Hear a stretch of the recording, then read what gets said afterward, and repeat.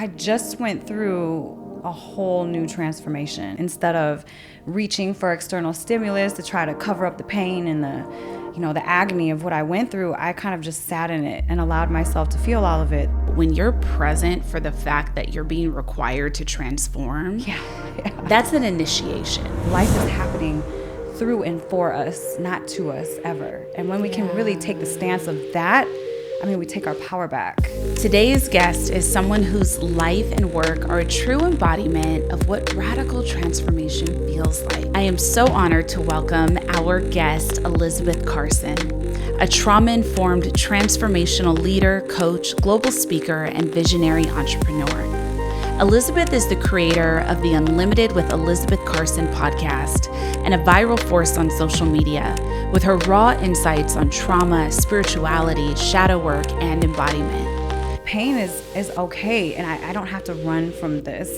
And if you are present with that, that's where you find your gifts, and that's when the magic unfolds in your life. Welcome to Deeply Well, a soft place to land on your journey. A podcast for those that are curious, creative, and ready to expand in higher consciousness and self-care.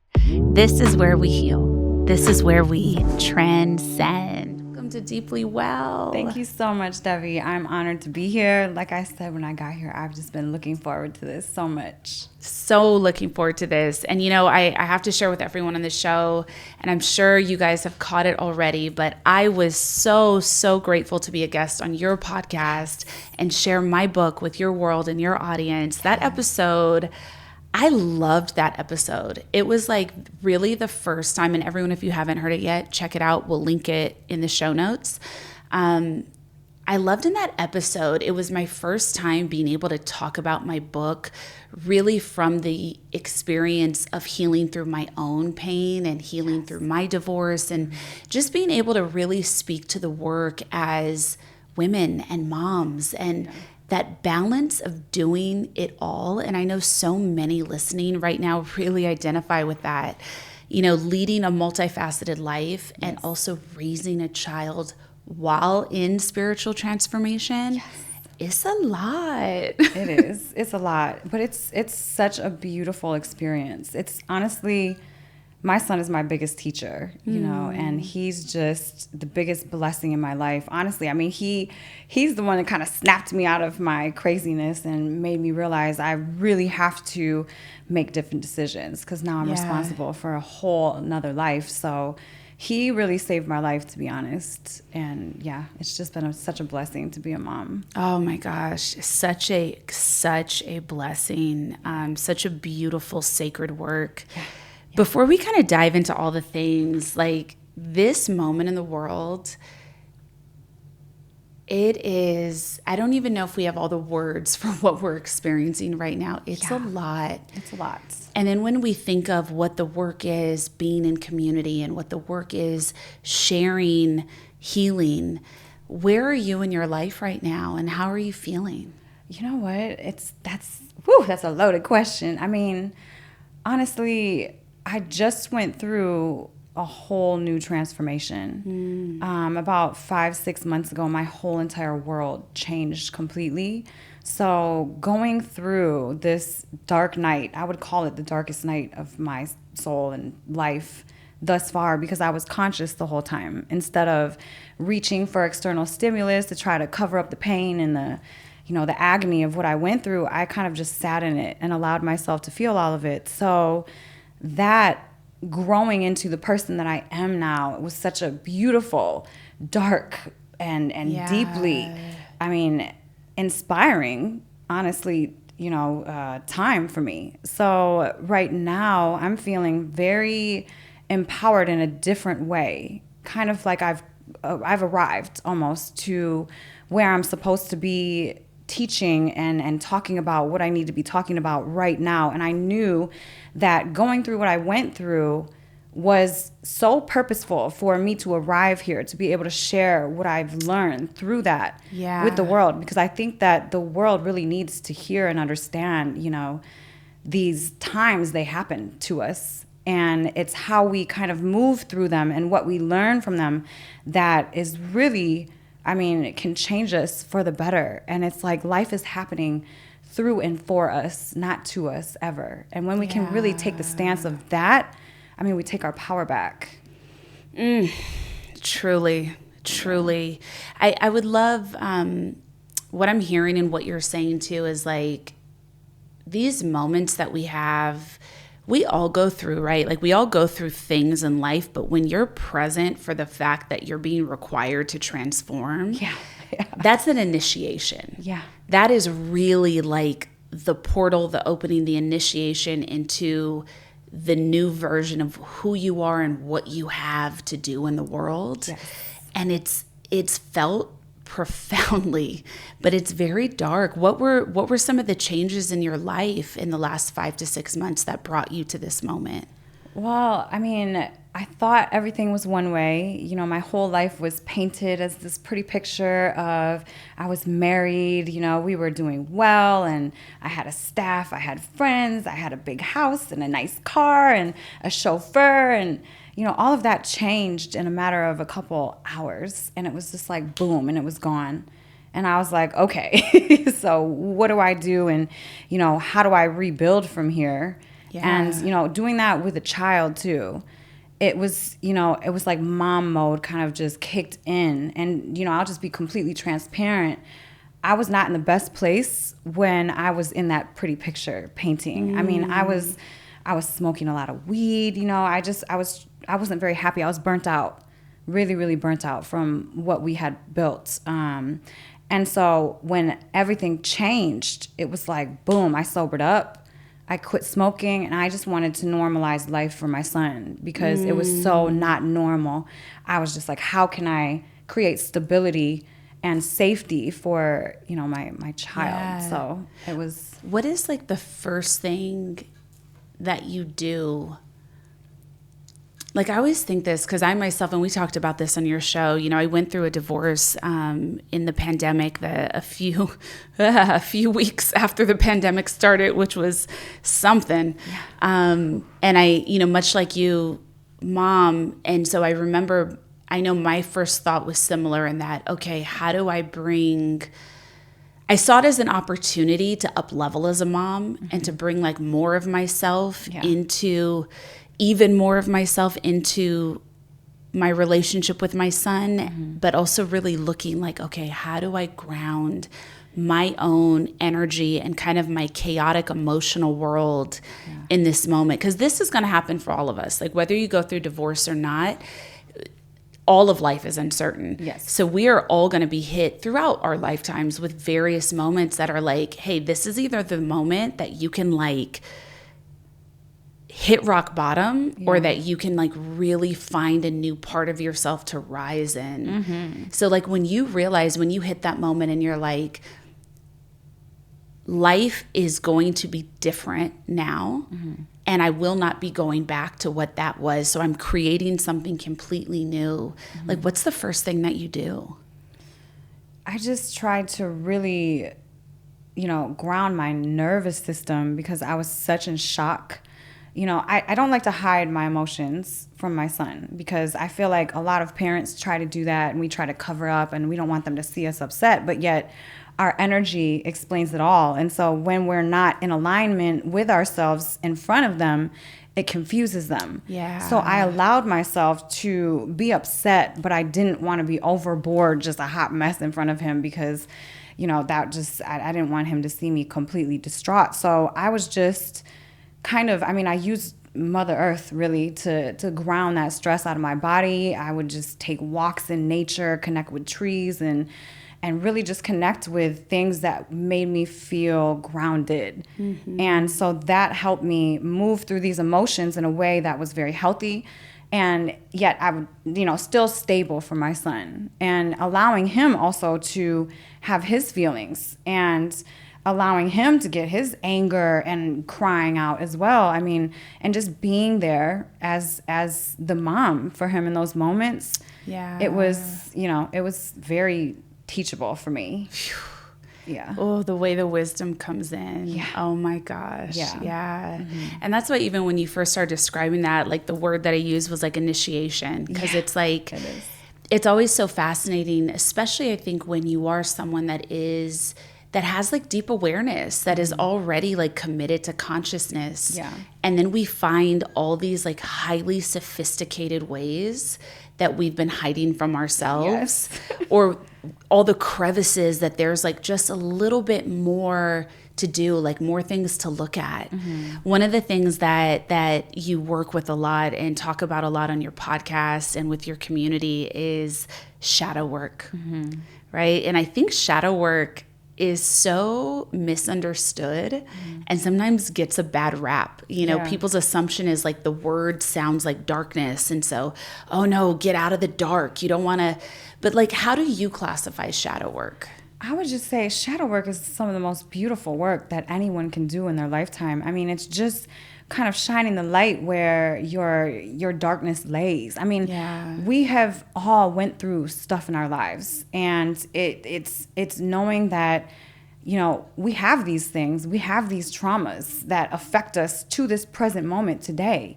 And if we can shed light where those dark areas are and really just readdress ourselves and look at ourselves and work through that pain, it's easier for us to come to the present moment without judgment and to actually come here with presence instead of chains that are holding us back from coming to the present moment, you know, and seeing life and the beauty that there really is.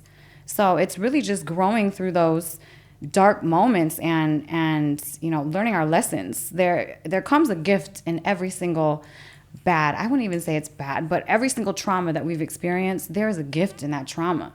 And if we can find that, that's our power.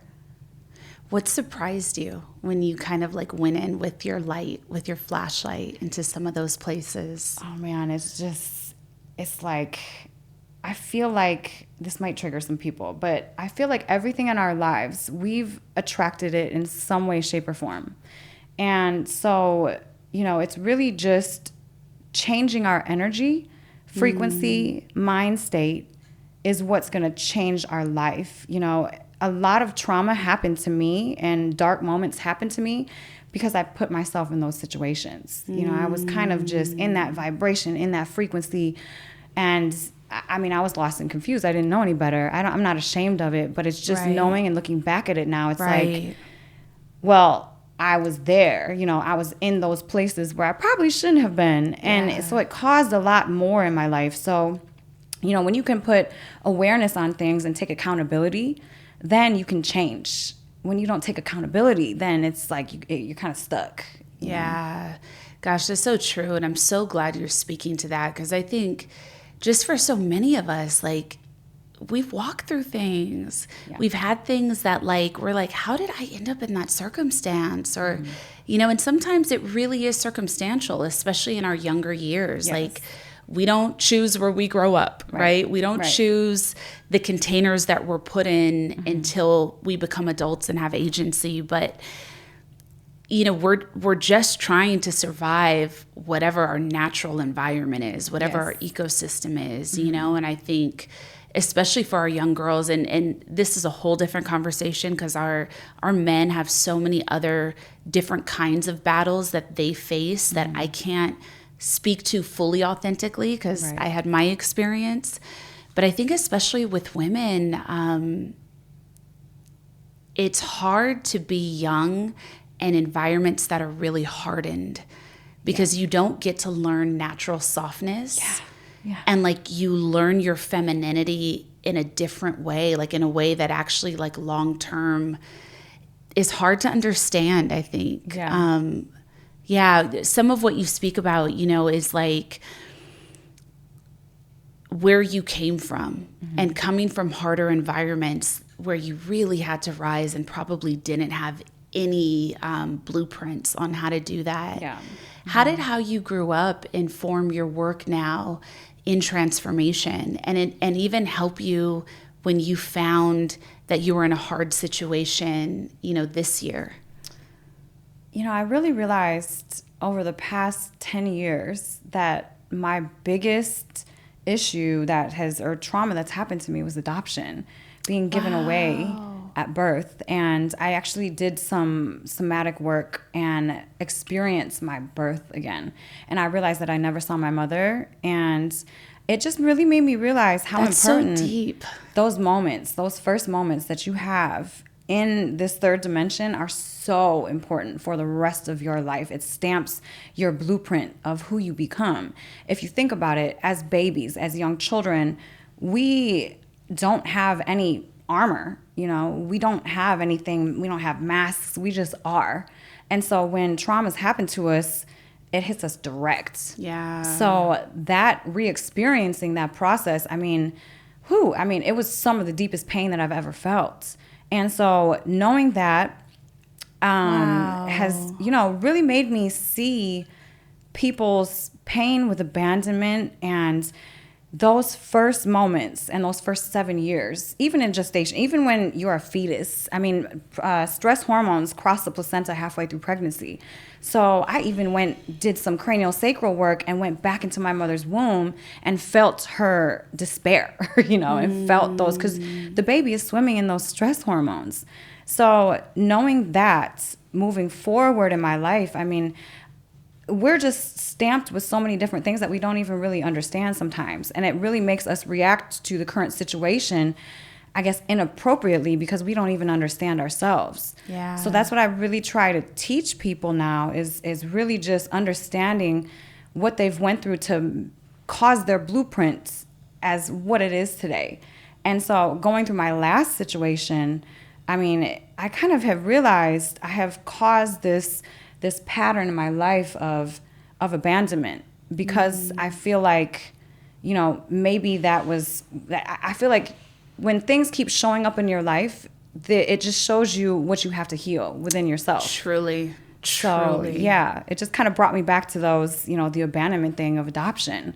Yeah. So it's like, how do I heal this wound through myself so I don't ever, repeat this cycle of being abandoned, That's so, gosh, I would love to do just a whole episode on that because that is, that's so deep. And those are, I think the more for those on this spiritual path, the farther we go and the deeper we get into the nuance of what it is to feel love, to be love, to know love, but also how early it starts. Those stats you gave around feeling a mom's pain while you're in there, that is so real. How many of our mothers were in hard environments or hard circumstances when they were growing life, and they don't have a choice. You don't want to pass that to your baby, but you don't have a choice. Right. It's what's happening to you and what your body naturally does, and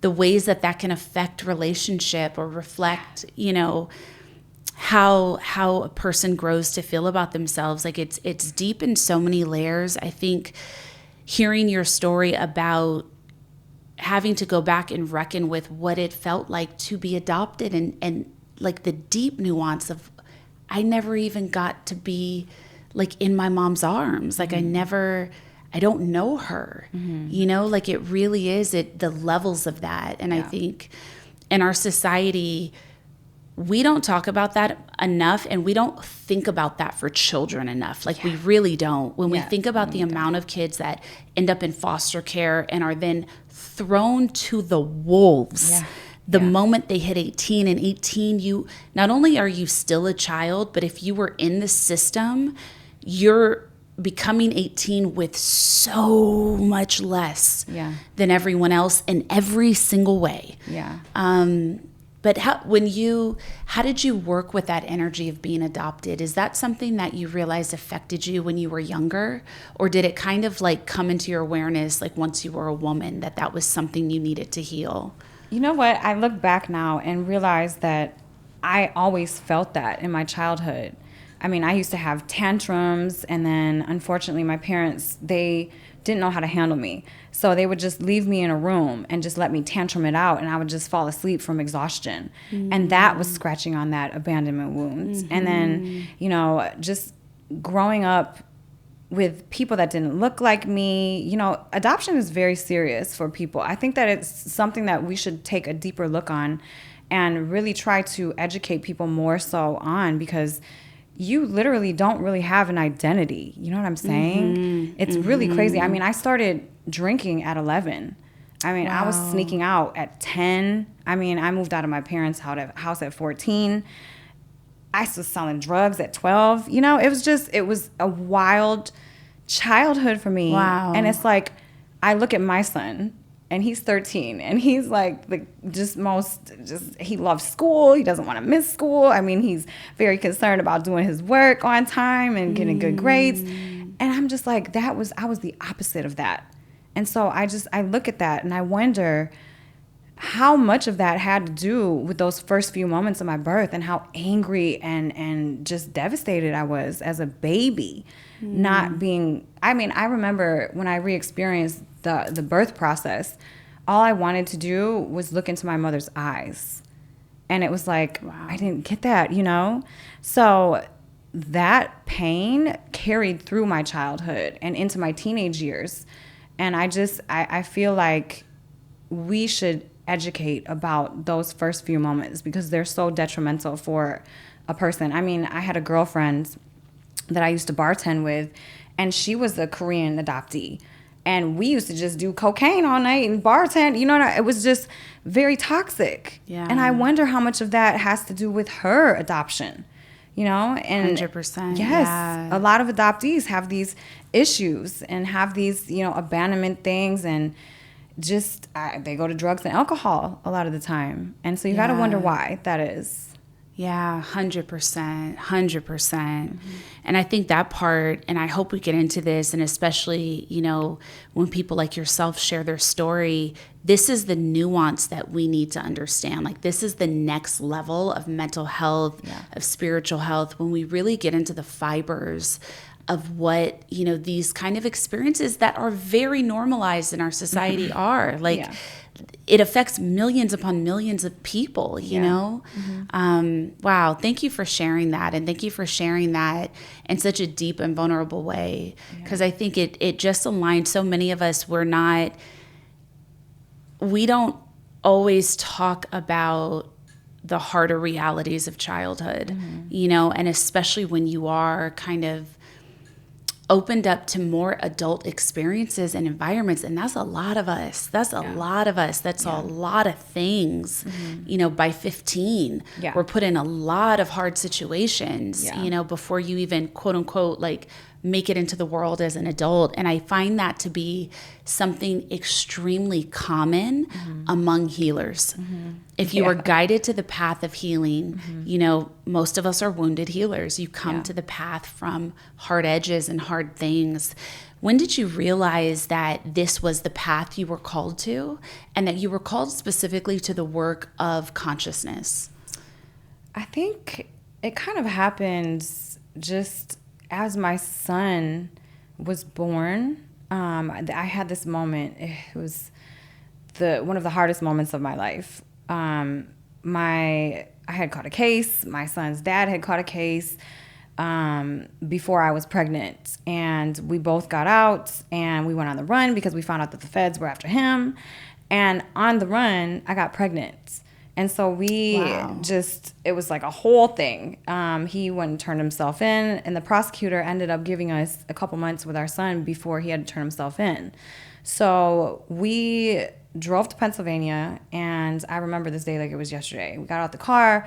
I have the stroller. He puts our son on his shoulders, and we're walking into this prison. And I hear the door close. This guy, the CO, comes out, clank, clank of the handcuffs. And I see my son's dad. He takes our son off of his shoulders and he looks at him, and we were both frozen. I mean, our nervous systems in deep freeze. So we didn't really experience emotion. But as I saw him look at our son and almost tears well up in his eyes, I was like, oh, this is serious, you know? And he kissed our son, gave him to me, put his hands out. They cuffed him and took him away. And in that moment, I realized my world was empty. I was empty, and I needed to do something different for my son. Wow. Because I just, you know, that moment was like, my world came crashing down. I'm like, this is not how I want to live. Yeah. And so in that moment, I realized I need to figure something out so I can be a better mother, so I don't mess up my kid and then end up going to jail or end up dead. I need to change. And so I dove into the work of trying to fix myself, I guess. I don't think that's the right necessary word, because I think we're all perfect in every moment. There's a purpose and a reason to every moment in our lives. But I wanted to be better. So I had experienced neurofeedback when I was 19 years old after a huge drug binge. And I knew that that modality brought me back, right? Because I couldn't even talk after this thing. And then I did neurofeedback, and all of a sudden my brain came back. And I remembered that in that moment. And so I just started diving into these different modalities to try to get more conscious and try to be a better mother. And through that, what I've learned, oh my goodness, I mean, coming into full awareness to myself and diving into those deep, shadowy parts of ourselves, I mean, it's been the most beautiful work of my life. And it makes me realize that we can come from the craziest situations, and we can make the best life for ourselves. You know, I've been in the no hope place many times, and I'm still on the other side of beauty and resilience. And oh my gosh, the world is magic. It's perception, how we look at it. But it's hard to have that perception of magic when you're filled up with that stress from all of the stuff that you used to go through. Yeah. So through these modalities and experiencing all these different things, I've just found the beauty in life. Yeah. Yeah. A lot of your work centers on feminine leadership, especially, and embodiment. What does it mean to be able to lead from the feminine? Oh man, I feel like, you know, our society, especially in America, we're taught to hustle, hustle, hustle, sleep when you die, all that whole mentality. Being in your feminine energy is the opposite of that. It is really just being embodied in presence and knowing that what is here for you is for you, and understanding the attraction word. This is something I really learned over the dark night this past couple months, is that our magic is within us, and we just have to believe it and sit in that. We don't have to hustle, hustle, hustle. Yeah. I mean, we can lead from here, but leading from here got me burnt out, got me to the top, realizing that I wasn't happy. I mean, I got everything external that I always thought I wanted, but was I happy? No, because I was leading from the head instead of from the heart. And so really being in your feminine energy divinely is leading from the heart and attracting what is divinely meant for you. And we can't, as women, live up here all the time, because we can, and we can, create greatness and a lot of external greatness, right? But will we really be happy there is the question. Yeah. When did you start to feel that freedom? Like, when did you know that, like, you were moving different? Just going through this dark night, honestly, it taught me so much. I was in such a dark place, but then still, sitting in those feelings, and instead of running away from them, it was like the beauty was just unfolding in my life. Like the magic just kept coming. I mean, I got interviews that I never would have gotten before. I got booked in places that I would have never gotten booked to speak at. So it was understanding that pain is okay, and I don't have to run from this. And if you are present with that, that's where you find your gifts, and that's when the magic unfolds in your life. Because, through it, your human reaction, you want to react, right? You want to sit and, blame, and it's their fault, and get angry and mad. But blame will keep you stuck. Yeah. So the minute that you accept what's happening, understand it, take accountability for your actions, I mean, that's where your power is. That's what's really shown me. I mean, magic just fell into my life so many different times because I stayed in my heart space too. And I wasn't reacting to the darkness that was trying to pull me down, in that victim type of mentality of blaming. I was taking accountability because I create my world. Mm-hmm. So if I created this, I have the power to create something beautiful and amazing and great. So talk to me about too, like that idea of like victim mentality, because I think that that is a piece that is hard for a lot of people to cross over, especially when hard things happen to you that aren't your fault. Yeah. And you're like, no, that literally fits the definition of being a victim. But how do you make that shift inside and like shift your mentality from like, yes, something absolutely happened, and this is how you change your mindset about it? Yeah, it's so hard to do that, you know, especially when you feel wronged, betrayed. Yeah. It's very difficult. But understanding that where's the gift in what has happened? You know, where's the beauty in what has happened? And kind of focusing on that, and then focusing on your power that you have is a beautiful thing. I mean, our perception creates our reality. And so if we're perceiving that, you know, blaming and oh, this was so wrong, and why did this happen to me like that? That wasn't fair. If we're focusing on that perception and our lens is there, then, you know, our reality is going to keep mirroring that stuff back to us. Especially, I mean, our brains, they're beautiful, amazing brains. We have this thing called the reticular activating system, and it filters out our reality because of our belief in what life is and who we are. So knowing that, it was like, no, I'm a powerful creator. I am not a victim of my reality, because if I'm a victim of my reality, reality is happening to me. I'm not creating my reality. So I took my power back, and I'm like, no, I create my reality. I take accountability for my actions. And moving forward through this, my perception is I have the power to create greatness. And I am not a victim to what has happened to me. You know, it's just kind of realizing that we have so much power within us to create beauty. Mm-hmm. And if we stay in that victim mentality, it takes away all of that power to create. Yeah. Yeah, truly.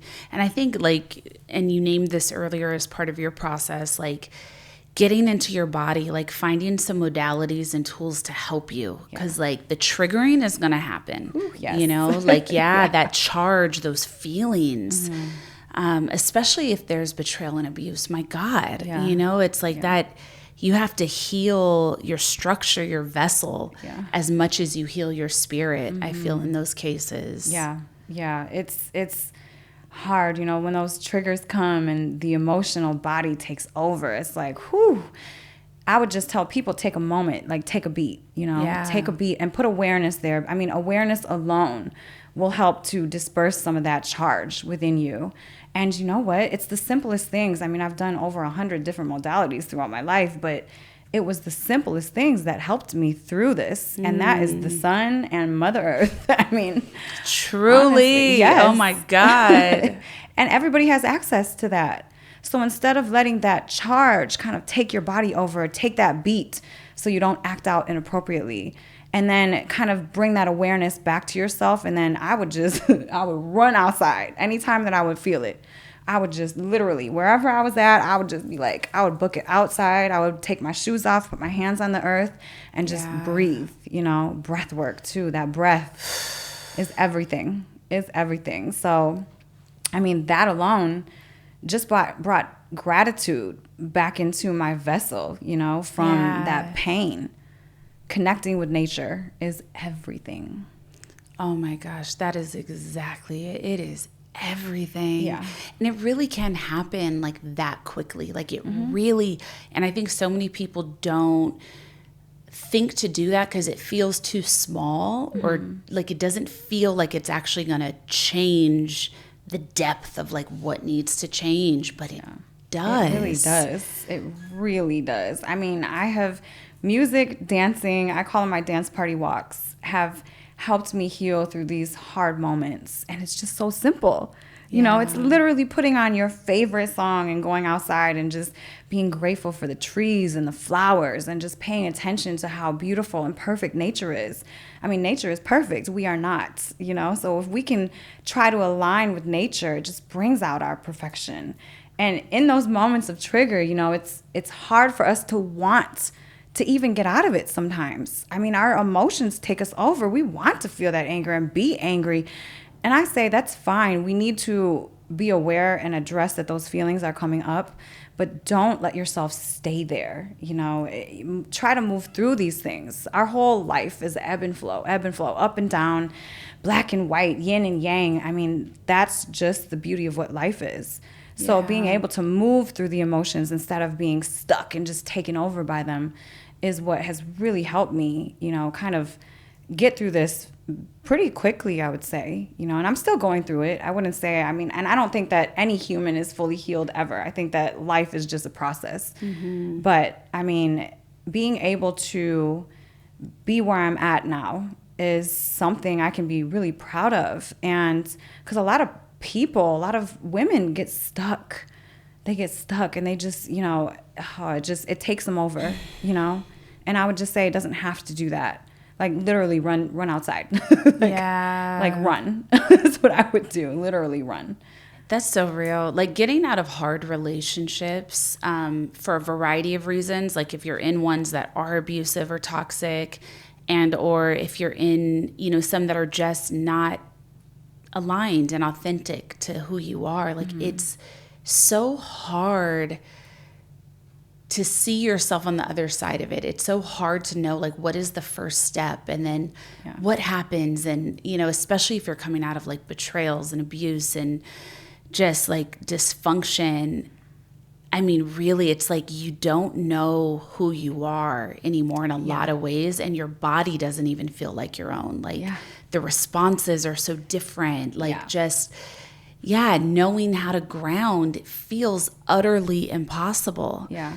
But taking those steps, like really running, like going outside, like getting your feet on the ground, it helps you remember who you are, And I think even like tapping like your solar plexus right above your navel, holding yourself there, holding your heart as you do that, like even when you feel so disconnected from your truth, like it reminds you like you are your own being. Yeah. Like you still have a choice. Yeah. Make a choice. Yeah. Always. Yeah. Always. It really, Devi, it really is that simple. It's just a choice. You either go this way or you go that way. And it's always that. That's what life is. Yeah. And so it's like choose to bring your power back to you, choose to move through these emotions, choose to look at the beautiful flowers and appreciate them. I mean, the gratitude that comes when you connect with a tree is amazing, you know? My God. I mean, I feel like nature it's so good. Has soul. Yes, nature has soul to it. And when you can just sit, I would literally just sit on the grass and I would stare at a tree at the house I was staying at, just stare at it. And I would just be like, oh my God, look how beautiful and perfect you are, And I felt like that exchange of energy just between me and the tree. Yeah. It was beautiful in itself, and we're so sped up that we don't even realize that a tree is there, and it's like taking that beat, taking that pause and just connecting is life-changing. Yeah, truly is. It is life-changing. So at the end of every episode, I like to ask guests to provide some soul work. So this is like the chance for everyone listening to really embody and integrate anything that came to life for them into this episode. And the soul work can look like a practice. It can be a thought starter, a quote, a journal entry, a type of meditation, like something meaningful to you that can be put into practice. Okay, so I would say gratitude is everything. And so right before you go to sleep at night, write 5 things you're grateful for. Pen to paper, not in your phone. Like literally write it out. And, as you're falling asleep, your brain is going into these states that are, manifesting and interdimensional. So it's so important that as you're falling asleep, you are looking at the things that you're grateful for, not the things that you are upset with yourself for, the bad things that happened during that day. And so writing those 5 things that you're grateful for before you go to sleep kind of wires your brain to do so. And then I would say do it again as soon as you wake up. I don't even leave my bed until I have that gratitude feeling running through my body, because it's so important. The mornings are the start of the rest of your life. So if you can get into that state before you even begin your day, it just changes. It changes the whole way you perceive the day. And that's your life in miniature. So, ooh, I love that. Yeah. The morning is the start of your life. Like it really is. Yeah. Like, and that's the thing that when we're kind of weighed down by life, we do get disconnected from that synchronistic magic that really, truly, like anything is possible in every moment. It really is. Yeah, it is. Quantum. I mean, there's endless possibilities that we collapse into reality through observance. So if we can get into the frequency, the high vibe state of gratitude, it's like we're collapsing the highest potential possibility into our lives in every moment. Yeah. It's magic. Yeah. What is your hope for women? Man, that they find themselves again. I mean, embody them, getting back into their bodies and honoring them again instead of, pouring from empty cups. I really hope that women can start filling their cups up again, putting themselves first, putting God and then themselves, and understanding that they are the most important in their lives. And then once they understand and embody that, they can be so much for everyone else. Pouring from an empty cup is never a good thing. So when you can fill your cup back up, you can pour from full. And that abundance of love that you can give is just, it's magical. I mean, I've literally watched and felt that through this last 6 months with my son. I thought that I was being super mom, trying to do every little thing, and I was pouring from empty. But as soon as I started filling my cup up and taking those beats and taking the moments outside in nature and the walks that I needed to, I can be such a better mother to my son because I'm pouring from a full cup. Truly. Yeah. Truly. Yeah. Elizabeth, thank you so much for joining us. Please let everyone know, how can they connect to you? How can they be with you? How can they hear you? Yes, so Instagram is Elisabeth I. Carson. They can look me up on YouTube. Definitely watch our episode. It was one of the most amazing. Awesome. It's Elizabeth Unlimited on YouTube. And yeah, that's probably the best way. Amazing. We will link to all the things down below in the caption, in the summary. Thank you so much, Elizabeth Carson, for joining us on Deeply Well. Thank you for having me, Debbie. It was an honor. Thank you for listening, everyone. We'll be back next week. Namaste.